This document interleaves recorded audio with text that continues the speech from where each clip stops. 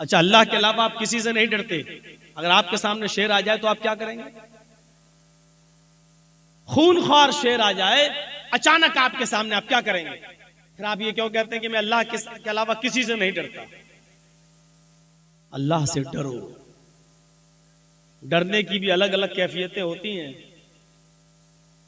अल्लाह से डरने का क्या मतलब? ऐसे करो अल्लाह को कांपते रहो? नहीं, अल्लाह को देखा तो जा नहीं सकता, और जब देखा नहीं जा सकता तो डरोगे कैसे?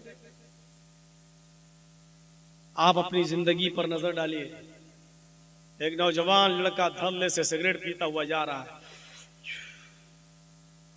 सामने से उसका बाप आ रहा है, एकदम डर गया, फेंक दी सिगरेट। बाप की नजर ना पड़ जाए।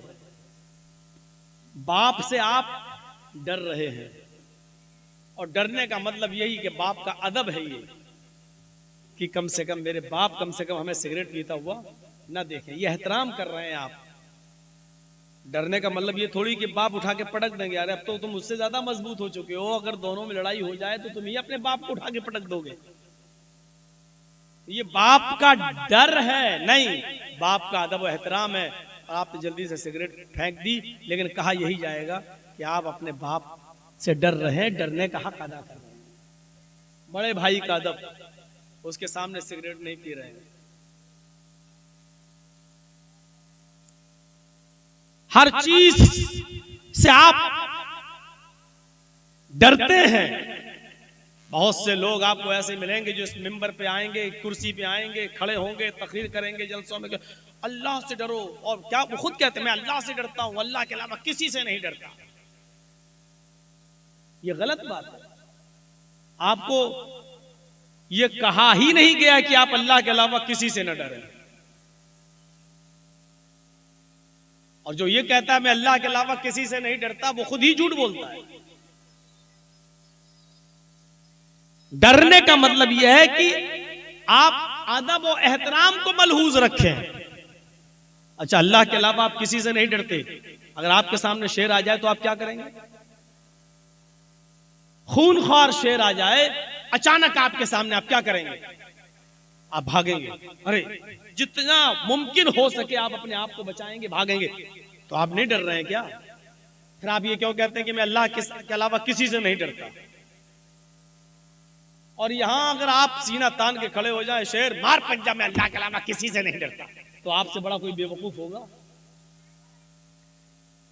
यहां आपको नहीं कहा जा रहा कि मत डरो, डरना पड़ेगा शेर से। और डरने का मतलब यह है कि जितना मुमकिन हो सके आप उससे दूर हो जाएं, वरना राम राम सत्य हो जाए।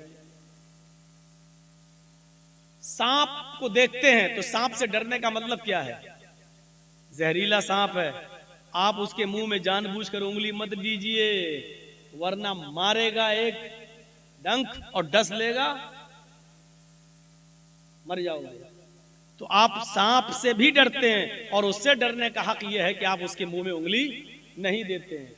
घर में आग लग गई, आप आग से भी डरते हैं, और आग से डरने का मतलब यह है कि आग में जानबूझकर आप जंप नहीं लगाते, कूदते नहीं है, छलांग नहीं लगाते। यही उससे डरने का हक है, यही उससे डरने का मतलब है। आप जहर से भी डरते हैं, जहर को देखकर कोई भागता है? नहीं। लेकिन जहर से डरने का मतलब क्या है कि जहर को आप इस्तेमाल मत कीजिए, क्योंकि आप जानते हैं जहर को आप इस्तेमाल करेंगे तो क्या होगा? खत्म। तो जहर से डरते हैं। डरने का मतलब जहर को आप इस्तेमाल मत कीजिए, खाइए मत, पीजिए मत। इन तमाम चीजों से आप डरते हैं, उसके हक के साथ। जहर से डरते हैं, उसको इस्तेमाल नहीं करते। आग से डरते हैं, उसके अंदर जंप नहीं लगाते। शेर से डरते हैं, उसके सामने आप छलांग नहीं लगाते। सांप और बिच्छू से भी आप डरते हैं, उनके डसने से आप दूर रहते हैं, उसके करीब नहीं जाते।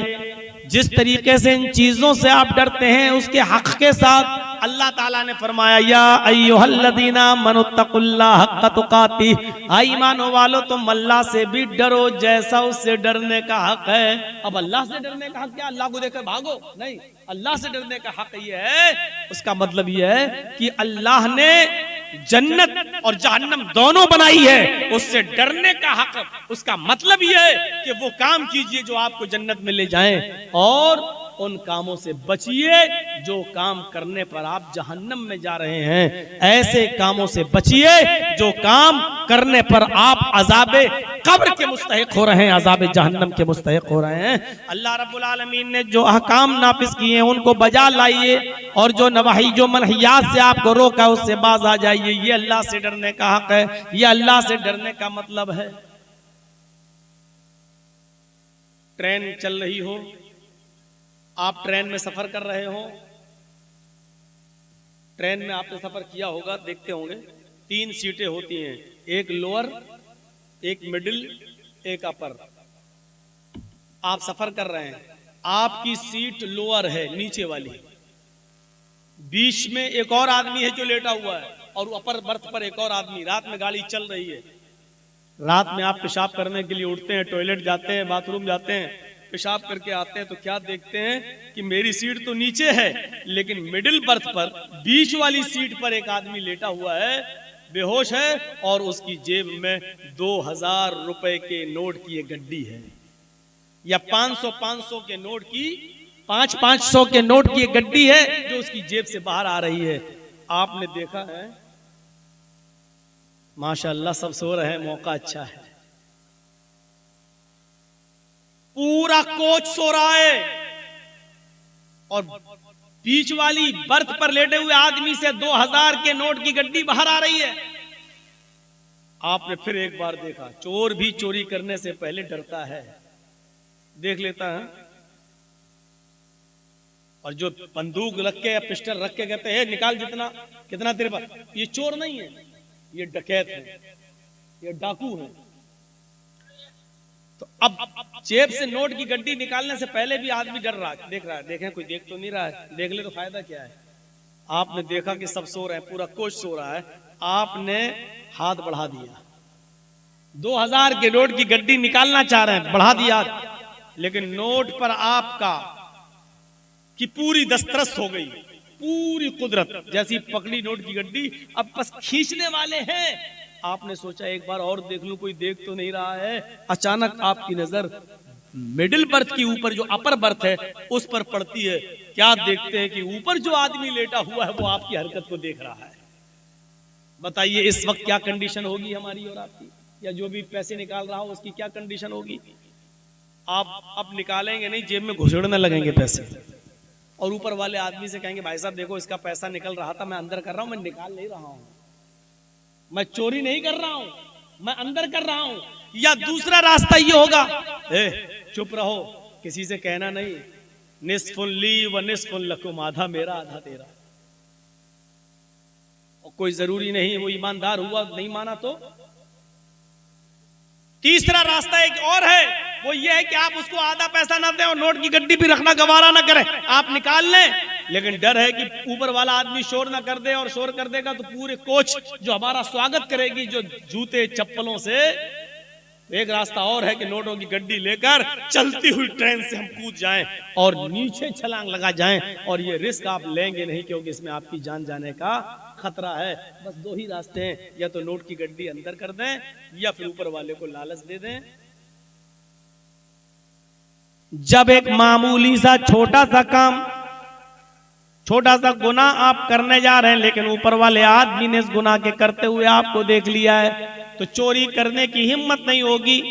यही अल्लाह से डरने का हक यही है कि एक मुसलमान जब कोई गुनाह के करीब जाए, शराब की बोतल उसके हाथ में हो, तो उसके दिल में और दिमाग में तसव्वुर आ जाए कि सारी कायनात हमें देख रही हो या ना देख रही हो, लेकिन अल्लाह रब्बुल आलमीन की जात मुझे जरूर देख रही है। मेरे माँ बाप मुझे देख रहे हो या ना देख रहे हो, लेकिन अल्लाह रब्बुल आलमीन की जात मुझे जरूर देख रही है। ये तसव्वुर अगर हमारे दिल और दिमाग में आ जाता है मेरे भाई, और शराब की बोतल हम छोड़ देते हैं, जुआ खेलना हम छोड़ देते हैं, बीड़ी सिगरेट पीना हम छोड़ देते हैं। हर गलत काम करते वक्त ये तसव्वुर आ जाए कि दुनिया की कोई निगाह हमको देख रही हो या ना देख रही हो, लेकिन अल्लाह रब्बुल आलमीन की जात तो मुझे देख रही है। ये तसव्वुर अगर हमारे दिलो दिमाग में आ जाए तो हम गुनाह छोड़ दें। लेकिन ये तसव्वुर आना चाहिए कि अल्लाह की जात हमें देख रही है। ये है अल्लाह से डरने का मतलब। मुआशरे की इस्लाह में सबसे पहली चीज ये है कि अल्लाह का खौफ होना चाहिए।